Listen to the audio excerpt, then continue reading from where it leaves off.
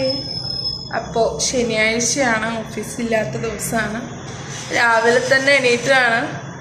എന്താ അല്ലേ, ഓഫീസിലുള്ള ദിവസമാണെങ്കിൽ നമുക്ക് ഉറക്കം മതിയാവില്ല. എത്ര വിളിച്ചാലും എത്ര അലാറം അടിച്ചാലും നമ്മൾ എണീക്കാതെ കണ്ണും കൂടി മെയ്യാതെ എണീറ്റ് പോരും. ശനി ഞായറാണ്, നമുക്ക് ഓൾറെഡി ലീവാണെന്ന് നമുക്കറിയാം.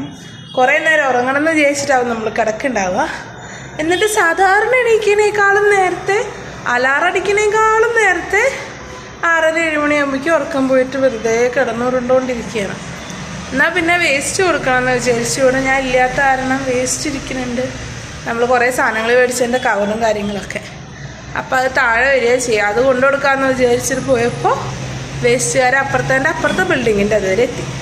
ഇനി അടുത്തത് വരുമോ എന്ന് നോക്കി നിൽക്കുകയാണ്. നല്ല കാറ്റുണ്ട് കേട്ടോ പുറത്ത്. കണ്ടോ, ഇറങ്ങുമ്പോഴേക്കും നമ്മളടക്കം പറന്നു പോകുന്നുള്ള രീതിയാണ്. അത്രയും കാറ്റുണ്ട്. സാധാരണ മമ്മിയൊക്കെ പറഞ്ഞു കേട്ടിട്ടുള്ളത് 9 മണിയൊക്കെ ആകുമ്പോഴാണ് വരിക എന്നാണ്. ഞാൻ പോയതിൻ്റെ ശേഷമൊക്കെയാണ് വരാറുണ്ടെന്ന്. അപ്പോൾ ചിലപ്പോൾ ആദ്യത്തെ വണ്ടി ആവുമായിരിക്കും. 5-6 വണ്ടികൾ പോകുന്നത് കാണാറുണ്ട്. അപ്പോൾ ഇനി വരുമെന്ന് പ്രതീക്ഷിക്കാം. വെയിറ്റ് ചെയ്തുകൊണ്ടിരിക്കുകയാണ്. നല്ല കാറ്റുണ്ട്. എന്തോ സൗണ്ടൊക്കെ കേൾക്കാണ്ട്, എന്തോ കൊട്ട് വരുന്നുണ്ട് തോന്നുന്നു. കണ്ടോക്കാം. എന്തായാലും പുറത്തിറങ്ങിയതല്ലേ, നോക്കി നോക്കാം. കണ്ടോ, നല്ല കാറ്റാണ്.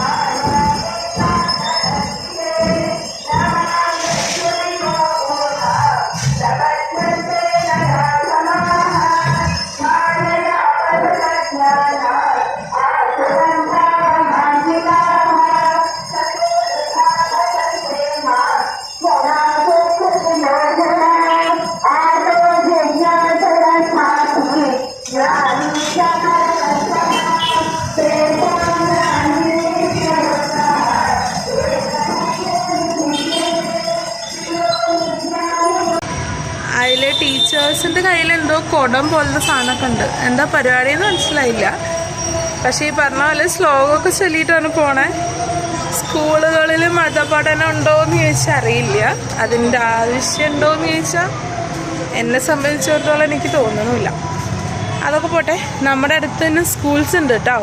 അപ്പം ഞാൻ ഓഫീസിൽ പോകുന്നതിൻ്റെ ഒരു പകുതി ദൂരം പോണ്ട. ഇവിടുന്ന് ഒരു 2-4 ബിൽഡിങ് കഴിഞ്ഞാൽ രണ്ടാമത്തെ വഴിയുണ്ട്. അവിടെ തന്നെ ഐ തിങ്ക് LKG തൊട്ട് ഒരു 8-10 വരെ ഉണ്ടെന്ന് തോന്നുന്നു. ആ വഴിക്ക് ഫുള്ള് പിള്ളേർ പോകാറുണ്ട്. നമ്മളൊരു 9 മണി സമയത്തൊക്കെയാണ് ഓഫീസിൽ പോകണമെന്നുണ്ടെങ്കിൽ ഫുൾ ബ്ലോക്ക് ആയിരിക്കും. 9-9:30 നേരത്താണെങ്കിൽ. പിന്നെ നമ്മുടെ ബിൽഡിങ്ങിൻ്റെ നെക്സ്റ്റ് ഡോർ എന്ന് പറയുന്നത് ഉണ്ടല്ലോ, പ്രീ-പ്രൈമറി ക്ലാസ് ഉണ്ടല്ലോ, അതാ. നഴ്സറി, LKG, UKG ഒക്കെ ആയിട്ട് സ്കൂൾസും കാര്യങ്ങളൊക്കെ അടുത്തടുത്തുണ്ട്. അങ്ങനെയൊക്കെ നോക്കുമ്പോൾ നല്ല ഏരിയയാണ്. അപ്പോൾ നമ്മൾ ബ്രേക്ക്ഫാസ്റ്റ് ആയിട്ട് കഴിക്കാൻ പോകുന്നത് ബർഗറാണ്. അതുപോലെ തന്നെ പിസ്സ പഫും. ഇത് ആദ്യമായിട്ടാണ് കേട്ടോ കഴിക്കണത്. എന്താണെന്ന് അറിയാൻ വേണ്ടിയിട്ട് നോക്കിയതാണ്. പിസ്സ പേഴ്സൺസിനൊക്കെ ഇഷ്ടപ്പെടുമായിരിക്കും. എനിക്ക് അത്ര പറ്റിയില്ല. ശരിക്കും പിസ്സയുടെ ഉള്ളിലുള്ള സോസില്ലേ, അതാണ് അതിൻ്റെ ഉള്ളിൽ ഫില്ലിംഗ് ആയിട്ട് കൊടുത്തേക്കണേ. കുഴപ്പമില്ല എന്നുള്ള ഒരു ടേസ്റ്റ് ആയിരുന്നു. പിന്നെ ബർഗറും കഴിച്ചു. അപ്പോൾ അതെ, നമ്മൾ ചിക്കൻ കറിയാണ് വയ്ക്കാൻ പോകുന്നത്. അതിന് വേണ്ടിയിട്ടുള്ള സാധനങ്ങൾ അരിഞ്ഞുകൊണ്ടിരിക്കുകയാണ്. നമ്മൾ ഓൾറെഡി വെളിച്ചെണ്ണ ഒഴിച്ചിട്ടുണ്ട്. ഇപ്പോൾ നമ്മൾ ഇഞ്ചി, വെളുത്തുള്ളി, പച്ചമുളക്, അതുപോലെ സവോള ഇട്ടിട്ട് വഴട്ടാൻ വെച്ചേക്കുകയാണേ. വെളുത്തുള്ളി നമ്മൾ ഇട്ടിട്ടുണ്ട്. ഇഞ്ചി ഇല്ലാത്ത കാരണം നമുക്ക് കുറച്ച് ഇഞ്ചി വെളുത്തുള്ളി പേസ്റ്റും കൂടി ഇടാം.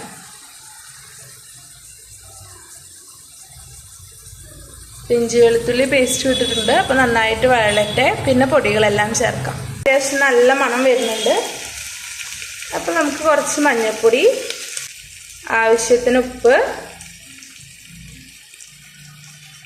അപ്പോൾ നമ്മൾ എരിവിന് ഓൾറെഡി പച്ചമുളക് ഇട്ടിട്ടുണ്ട്. അതുകൂടാതെ മുളകും പൊടിക്ക് പകരം ഞാനിവിടെ ചേർക്കുന്നത് കുരുമുളക് പൊടിയാണ്. നമ്മുടെ കറുത്ത പൊന്നെന്നറിയപ്പെടുന്ന കുരുമുളക് പൊടി ആവശ്യത്തിന് ചേർത്തിട്ടുണ്ട്. കുറച്ച് മസാലപ്പൊടി ചേർത്തിട്ടുണ്ട്. അതുപോലെ തന്നെ വളരെ കുറച്ച് മല്ലിപ്പൊടിയും ചേർത്തിട്ടുണ്ട്.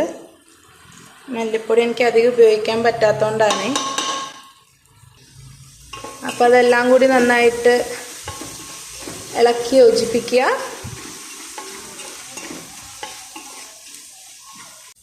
അപ്പോൾ അതിലേക്ക് നമ്മൾ ഉരുളൻകിഴങ്ങ് ചേർക്കുന്നുണ്ട്.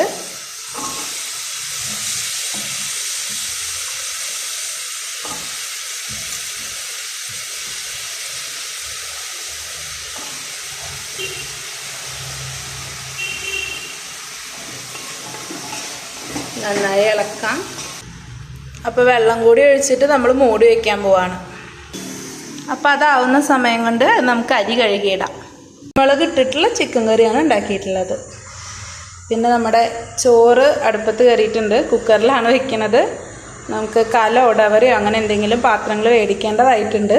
അപ്പോൾ അതുവരെ കുക്കറിലാണ് ചോറ് വയ്ക്കുന്നത്. പിന്നെ നമ്മൾ കഴിഞ്ഞ ദിവസം വെണ്ടയ്ക്ക വടിച്ച് വെച്ചിട്ടുണ്ടായിരുന്നു. അത് ഓർമ്മ വന്നപ്പോൾ വെണ്ടയ്ക്ക കുറച്ചെടുത്ത് അരിഞ്ഞ് കുറച്ച് സവോളയും കൂടി ഇട്ട് വഴട്ടി ഉപ്പിട്ടിട്ടാണ് വഴറ്റണത് കേട്ടോ. ഇത് ഞാൻ മുന്നേ ഉണ്ടാക്കിയിട്ടുള്ളതല്ല, പരീക്ഷണമാണ്. കുറച്ച് മഞ്ഞൾപ്പൊടിയും കൂടി ഇട്ടിട്ട് നന്നായി സോട്ട് ചെയ്തെടുക്കുന്നുണ്ട്. ഇത് പണ്ടെപ്പോഴോ ഞാൻ യൂട്യൂബിൽ കണ്ടിട്ടുള്ളതാണ്. എപ്പോഴെന്താണെന്നൊന്നും എനിക്ക് ഓർമ്മയില്ല. കറക്റ്റ് റെസിപ്പിയും സത്യം പറഞ്ഞാൽ എനിക്ക് ഓർമ്മയില്ല. പെട്ടെന്നൊരു തട്ടിക്കൂട്ട് ഉപ്പേരി എന്ത് വയ്ക്കുമെന്ന് ആലോചിച്ചപ്പോൾ മനസ്സിൽ വന്നതാണ്. അങ്ങനെ അതൊന്ന് വഴണ്ട് വന്നപ്പോൾ അതിലേക്ക് പച്ചമുളകും കറിവേപ്പിലയാണ് ചേർത്തേക്കുന്നത്. ഇതിൽ ഞാൻ തൽക്കാലം ചുവന്ന മുളക് ഒഴിവാക്കാമെന്ന് വിചാരിച്ചു. ഇഞ്ചി വെളുത്തുള്ളി പേസ്റ്റ് ചേർത്തത് ചെറിയൊരു ഫ്ലേവറിന് വേണ്ടിയിട്ട്. അല്ലെങ്കിൽ വെളുത്തുള്ളി സെപ്പറേറ്റ് ഇടണം. എല്ലാത്തിലും എനിക്ക് വെളുത്തുള്ളിയുടെ ടേസ്റ്റ് ഇഷ്ടമാണ്. അപ്പോൾ അത് സെപ്പറേറ്റ് ഇടാനുള്ള മടിക്ക് ഇഞ്ചി വെളുത്തുള്ളി പേസ്റ്റും ചേർത്തിട്ട് നന്നായി സോട്ട് ചെയ്തെടുത്തിട്ടുണ്ട്. ഇനി അതിലേക്കാണ് പ്രധാന ഐറ്റം മുട്ട. പക്ഷെ ഞാൻ ഓൾറെഡി രാവിലെ മുട്ട ഓംലേറ്റ് കഴിച്ചിട്ടുണ്ടായിരുന്നു.